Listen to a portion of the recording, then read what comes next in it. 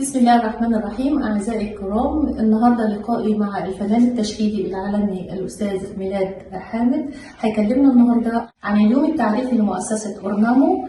أهلا بك أستاذ ميلاد، وفرصة سعيدة إن أنا ألتقي بك النهاردة وتقول لنا إيه نشاطات المؤسسة.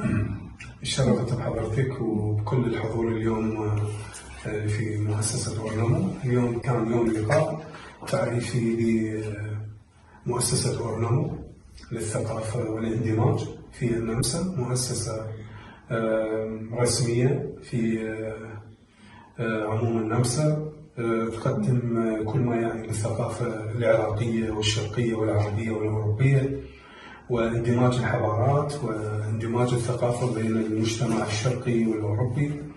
كان حديث عن باكورة نشاطات تأسيس أورنامو، ما راح تقدم أورنامو من نشاطات فنية وفيما يخص جانب مهم يصب في مصلحة الجاليات العربية وأيضا العراقية اللي موجودة في النمسا وفيينا. وكان اليوم ضمن نشاطات أخرى يعني سبقتها أيضا فيما قدمه أورنامو في كل ما يعني في مجال تصميم الأزياء والرسم والموسيقى والفن والانتجراسيون بشكل عام.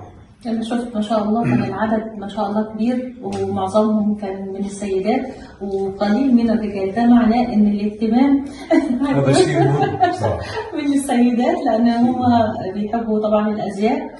وحضرتك طبعا اللي أنا سمعته برضك من المحاضرة إنها هتقدم لهم كورسات في التفصيل تصميم الأزياء. هتقدمها لهم من الألف إلى الياء، ولا اللي هتقسمهم كجروبات، اللي عارف له جروب واللي لسه مبتدئ له جروب؟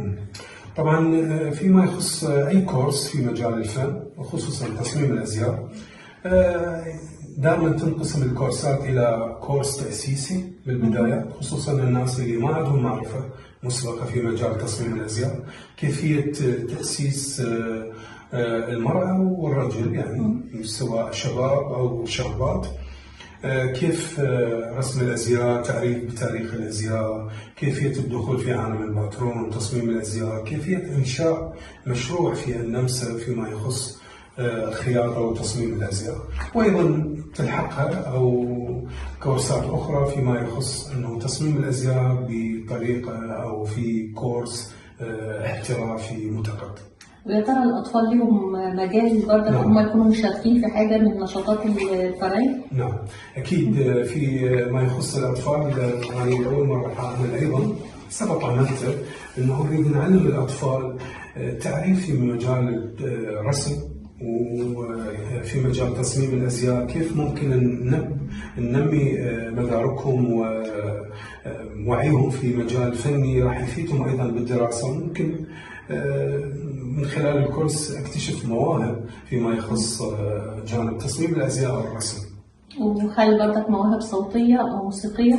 أكيد احنا قررنا أكيد في مؤسسة أورنامو كل الأساتذة اللي درسون هم أساتذة أكاديميين محترفين، وليس مجرد أنه عنده موهبة يدرس، حتى نكون أكثر دقة في إيصال المعلومة لكل الناس المتدربين. شكرا لك أستاذ ميلاد، ونتمنى لك التوفيق دايما. شكرا لكم أعزائي الكرام، وإلى اللقاء في فيديوهات أخرى من فيينا الجميلة. كانت معكم هالة المنور.